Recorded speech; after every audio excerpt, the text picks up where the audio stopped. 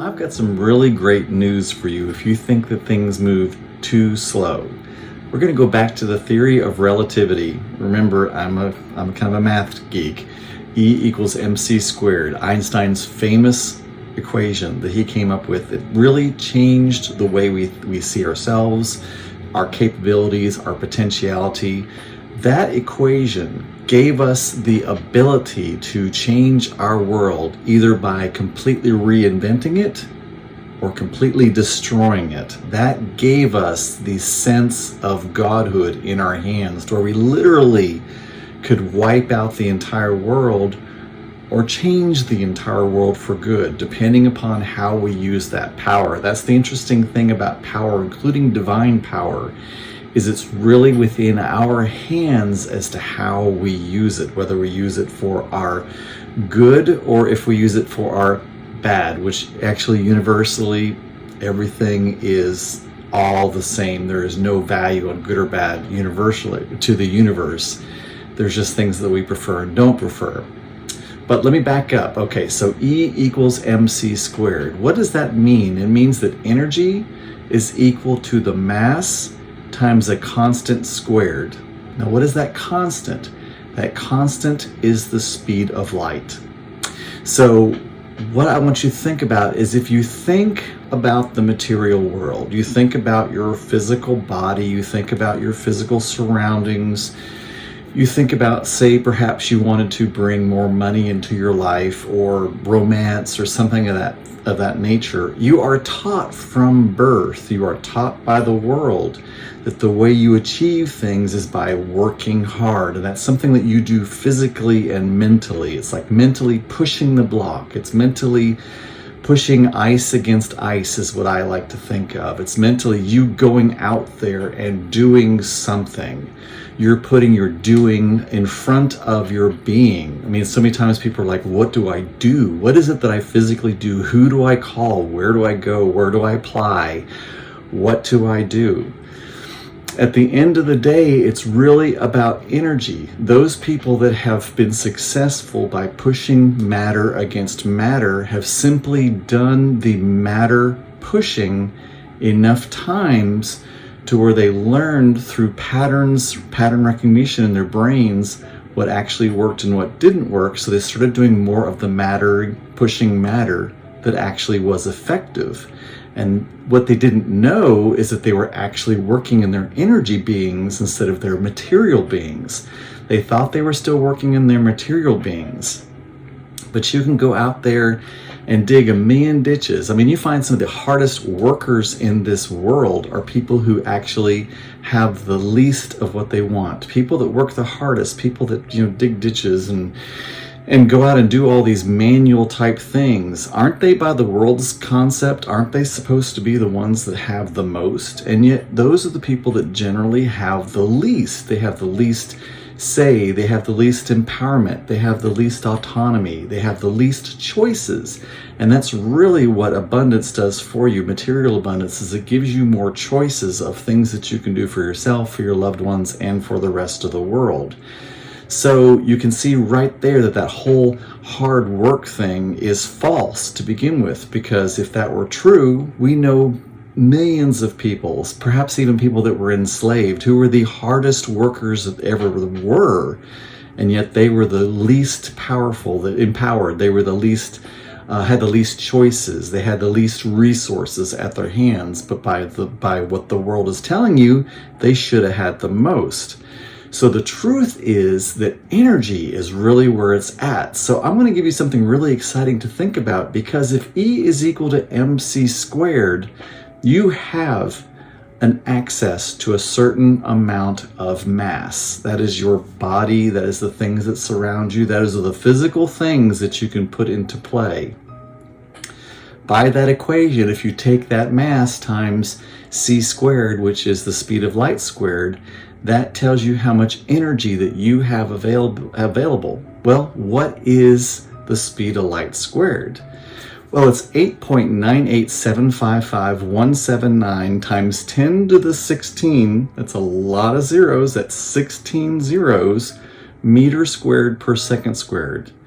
That is really, really fast. Think how fast the speed of light is. When you take a flashlight in a dark room and you flick it on, think how quickly that light photon reaches the other side of the room. Now square that. That is the constant, that times the mass is equal to the available energy that you have. That tells you how much energy is accessible to you. And energy is the way things are moved. I want you to think of the strata from source, however you think of that, God, the universe, Muhammad, Allah, Jesus, however you think of it, the angels, doesn't matter how you think of it. Source, your spirit, your mind, and your body. So this is what happens. Source has all things possible happening all at the same time. Source is all. Your mind, or your source or your spirit is the one that it has access to the energy. Then when that energy goes into your brain, it turns chemical. It turns into dopamines and all the different types of chemicals that are available to your brain, which then get distributed out into your body. It also, when it goes into your brain, it also turns into electrical signals too. So you have both chemical and electrical happening at the same time. You have electrical signals that go out to all parts of your body to tell it to move. It goes up and down your spine. It goes through your mind. If you were on an in a machine that actually was to graph the amount of energy going through your brain, it would be able to see, and in your heart space, it would see actual electrical impulses, and that results into chemical reactions. And then those reactions go out and create the matter.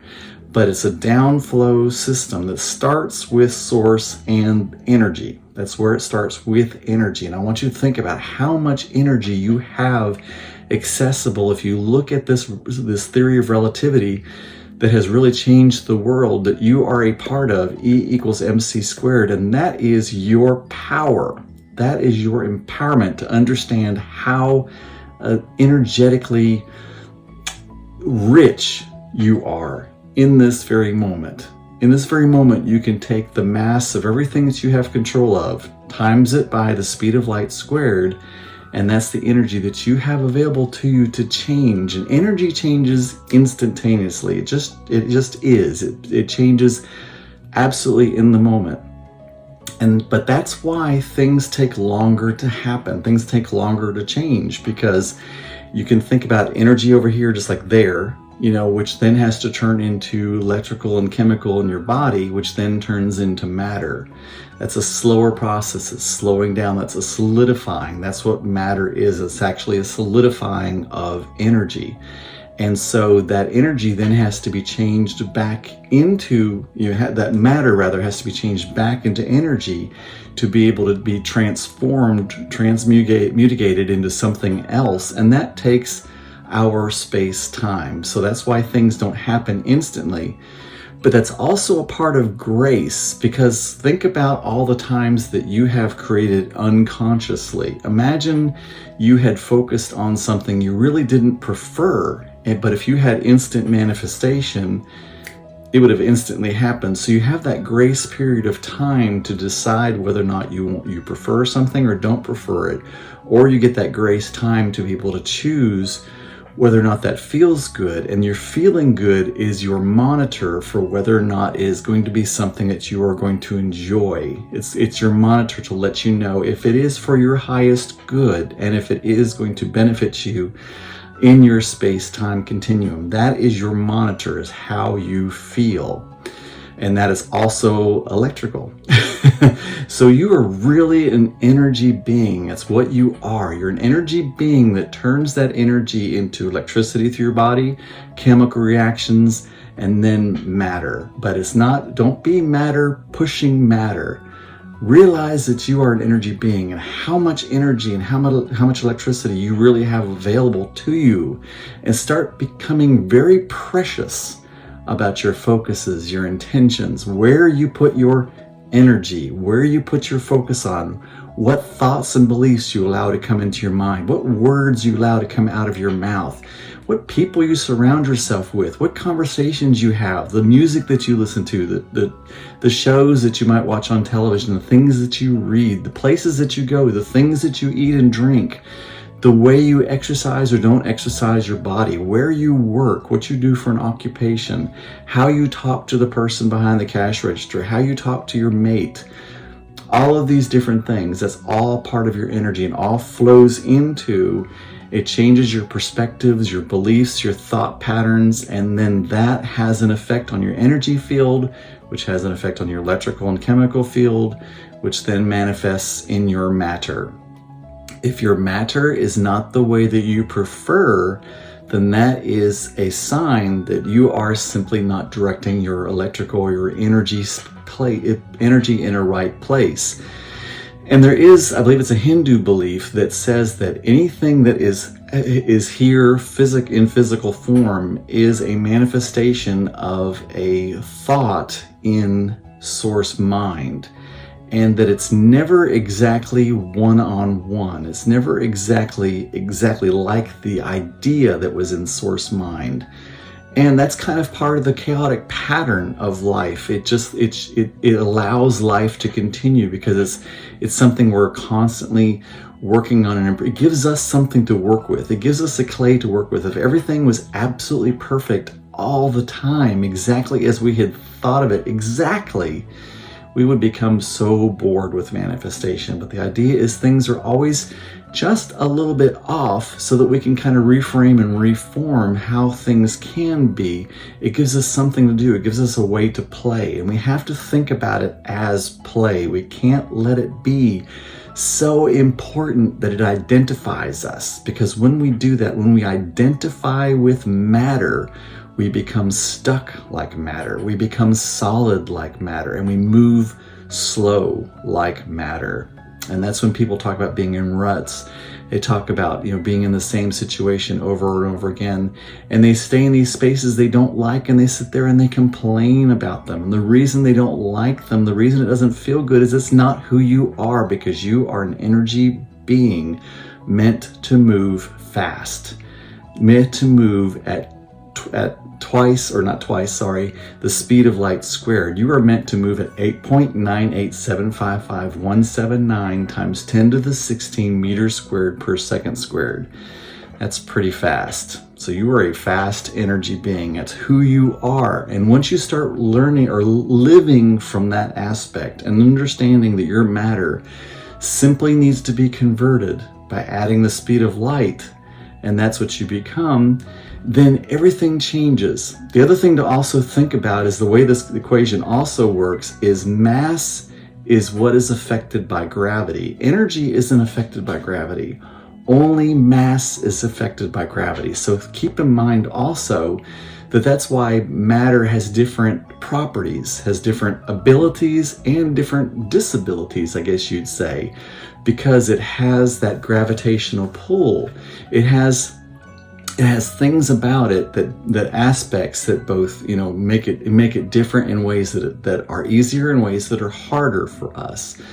So realize that if you go into the energy field rather than staying stuck in the matter field, you have so much more flexibility and movability. You're no longer